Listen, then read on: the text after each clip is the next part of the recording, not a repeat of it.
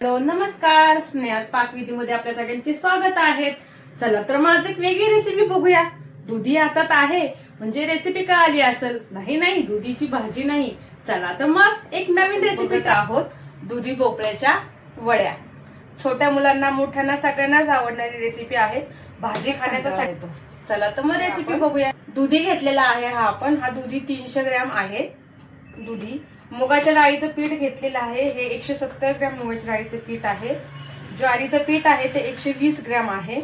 जिरे घेतलेले आहेत आपण 1 चमचा, तीळ आहेत आपले 3 चमचे, लसूण आहे, हिरवी मिरची, कोथिंबीर, मीठ, तेल घेतलेलं आहे आणि हे आहेत आपले मसाले। याच्यातले आपण हळद वापरणार आहोत, धण्याची पावडर आणि थोडीशी लाल मिरचीची पावडर वापरणार आहोत। चला तर मग रेसिपीला सुरुवात करूया। भोपळ्याचे साल काढून घेणार आहोत आधी। आपल्या हा दुधी भोपळा साल काढून घ्यायचा आहे। तुम्ही बघू शकता मी याचे साल काढून घेतलेले आहेत।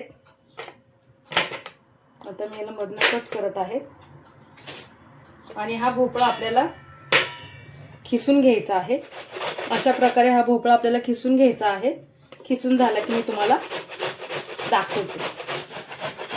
बघू शकता तुम्ही अशा प्रकारे मी सगळा भोपळा खिसून घेते। बघू शकता तुम्ही मी सगळा दुधी भोपळा मी हा एका भांड्यामध्ये टाकत आहे।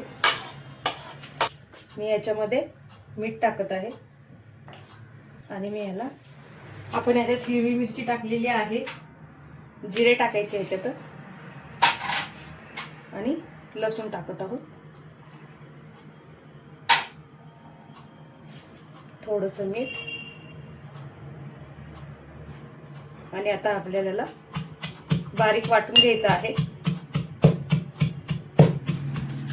आता आपण याच्यात कोथिंबीर टाकत आहोत, जिरे ती आपण टाकत आहोत, याच्यात टाकायचे आहे।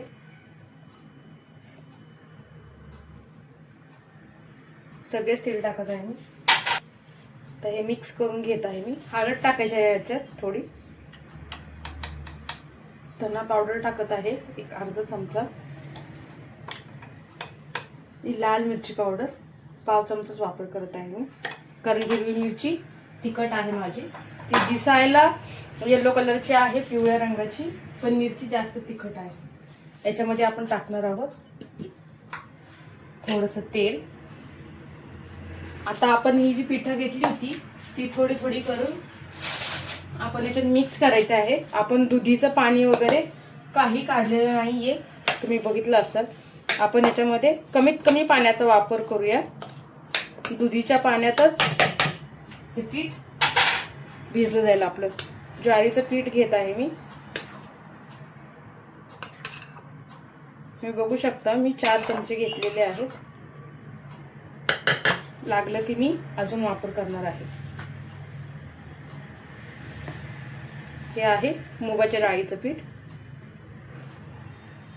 आधी आपण थोडं थोडं पीठ घालून याला मळायचं आहे।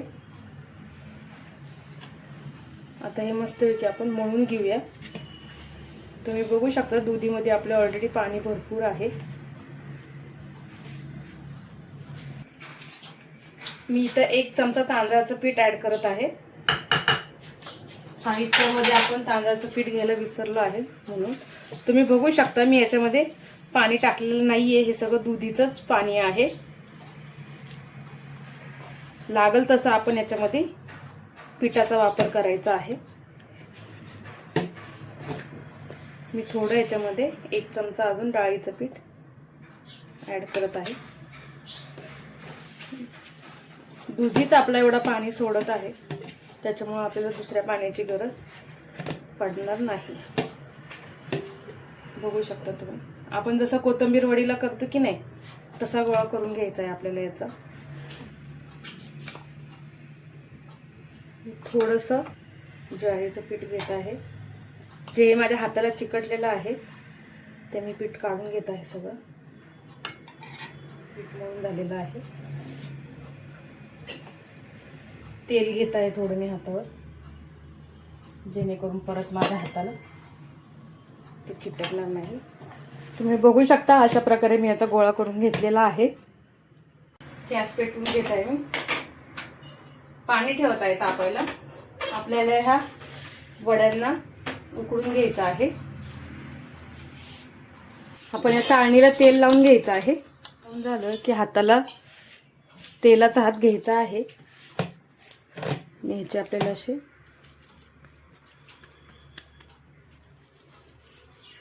कोथिंबीरच्या वडीचे कसे आपण लांबट हे करतो तसे आपल्याला हे करून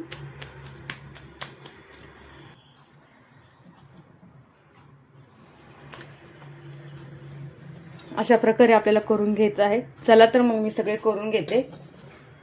तुम्ही बघू शकता हे मी असं करून घेतलेलं आहे. लांबट आकाराचं करून घ्यायचं आहे जेणेकरून आपल्याला वड्या पाडायला सोपं जाईल. इकडे बघू शकता तुम्ही आपल्या पाण्याला पण उकळी आलेली आहे. आता हे आपण उकडायला ठेवत आहोत. आपण याला 25 ते 30 मिनिटं उकडणार आहोत. मिडल गॅसवर करायचं आहे, मीडियम. जास्त मोठाही नाही करायचा आहे, जास्त बारीकही नाही. आतमध्ये कच्चं नाही राहिलं पाहिजे, त्याच्यामुळे व्यवस्थित आपल्याला उकडून घ्यायचं आहे. तुम्ही बघू शकता आपण वाटीभर पीठ घेतलेलं, त्याच्यातलं आपलं एवढं पीठ उरलेलं आहे. हे ज्वारीचं आपण आपल्या अंदाजाने पिठाचा वापर करायचा आहे. आपल्याला वड्या चेक करायच्या आहेत. मी मगाशी एकदा चेक केलेलं होतं, तर परत एकदा चेक करू.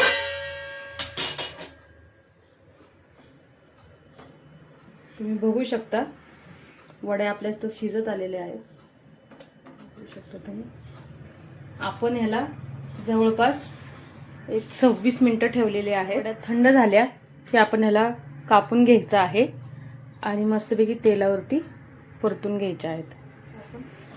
पॅन गरम करायला ठेवूया. आता मी वड्या कापून घेत आहेत.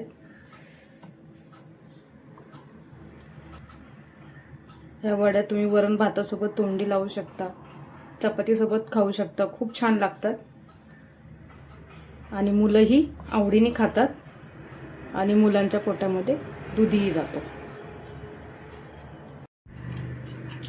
तेल टाकून घेत आहे.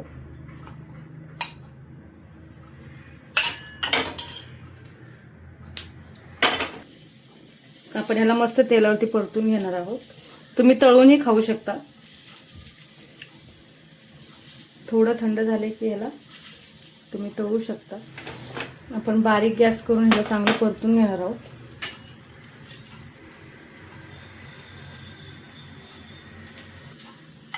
आपण ह्याला पलटी करून घेत आहोत. बघू शकता तुम्ही किती छान रंग आलेला आहे.